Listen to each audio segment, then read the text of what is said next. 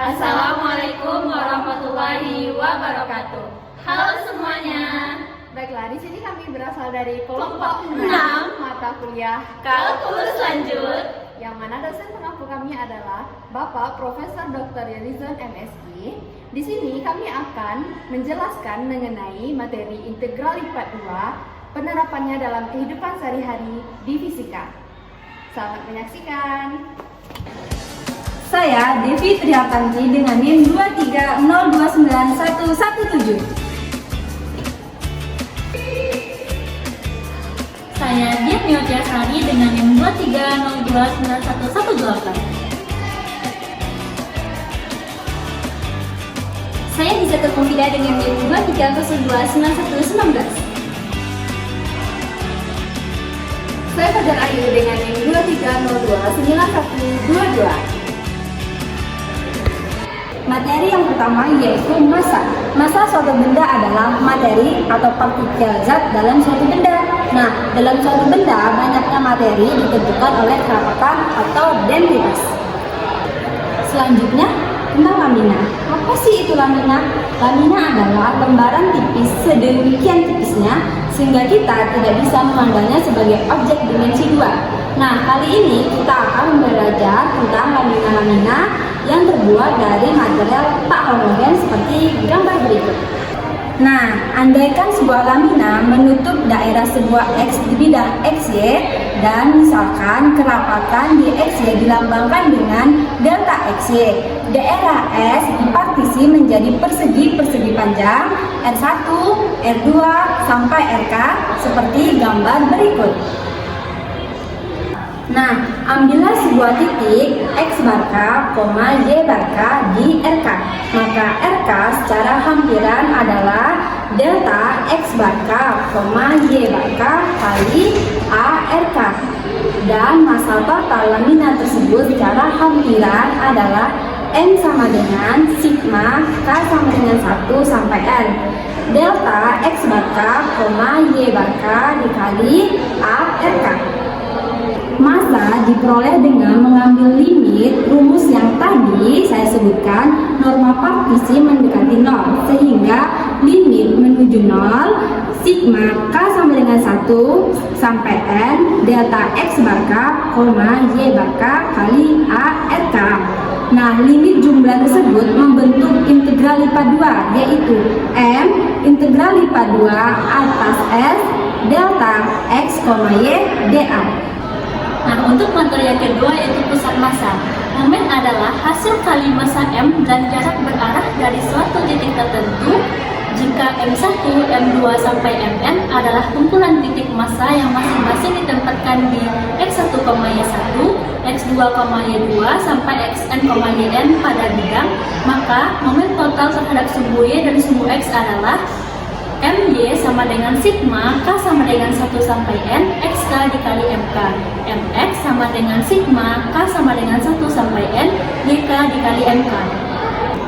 Kemudian koordinat X, Y dari pusat massa. Bagian A, jika kerapatan atau massa jenisnya tak homogen atau tak sama, maka X sama dengan My per M sama dengan integral lipat 2 X delta X, Y dA per integral lipat 2 delta X, Y dA, dan Y sama dengan Fx per M sama dengan integral lipat 2 Y delta X, Y dA per integral lipat 2 delta X, Y dA. Bagian B, jika kerapatan atau massa jenisnya homogen atau sama, maka X sama dengan delta integral lipat 2 X dA per delta integral lipat 2 dA, dan Y sama dengan delta integral lipat 2 Y dA per delta integral lipat 2 dA. Lanjut kepada materi kita yang ketiga yaitu momen inersia. Momen inersia dilambangkan dengan I besar.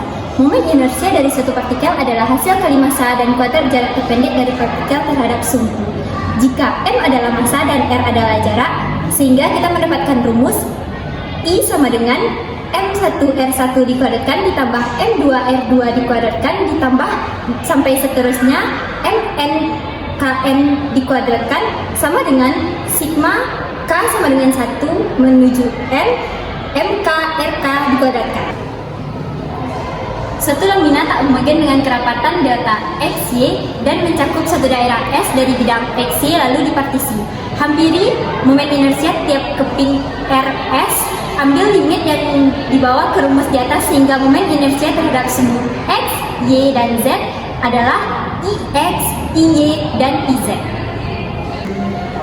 Sehingga kita dapatkan rumus momen inersia pada sumbu X, IX sama dengan limit P menuju 0, sigma K sama dengan 1 sampai N, MK YK kuadrat sama dengan integral lipat 2 Y kuadrat delta XY dA. Pada sumbu Y, kita akan mendapatkan Y sama dengan limit P menuju 0, sigma K sama dengan 1 sampai N, MK YK kuadrat sama dengan integral lipat 2 X kuadrat delta XY dA. Untuk mencari IZ, kita menambahkan IX dengan IY.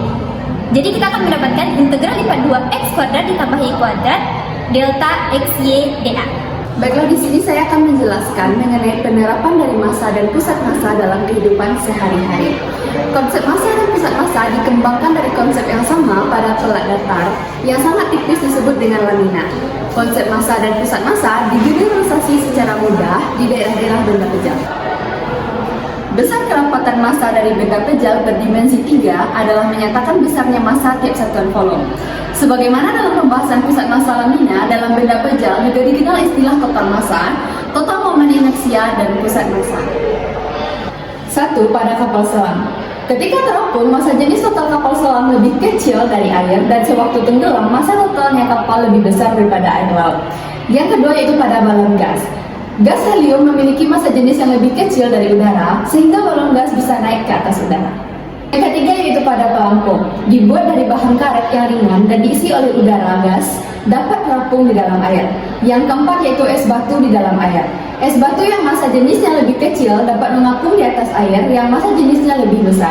Nah, yang kelima yaitu pada pesawat terbang, memiliki massa yang cenderung lebih kecil dan kokoh karena terbuat dari aluminium. Nah, selanjutnya yaitu penerapan momen inersia dalam kehidupan sehari-hari. Yang pertama yaitu pada industri farmasi. Mesin sentrifusi memanfaatkan momen inersia untuk memisahkan campuran bahan kimia. Yang kedua yaitu saat kita bermain golf.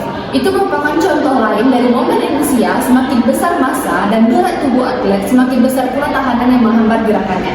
Yang ketiga yaitu Gauss Collar. Alat ini dipakai secara luas pada industri pertambangan, industri metal, konstruksi pembangunan jalan tol, dan pembangunan rel kereta api. Thank you for watching.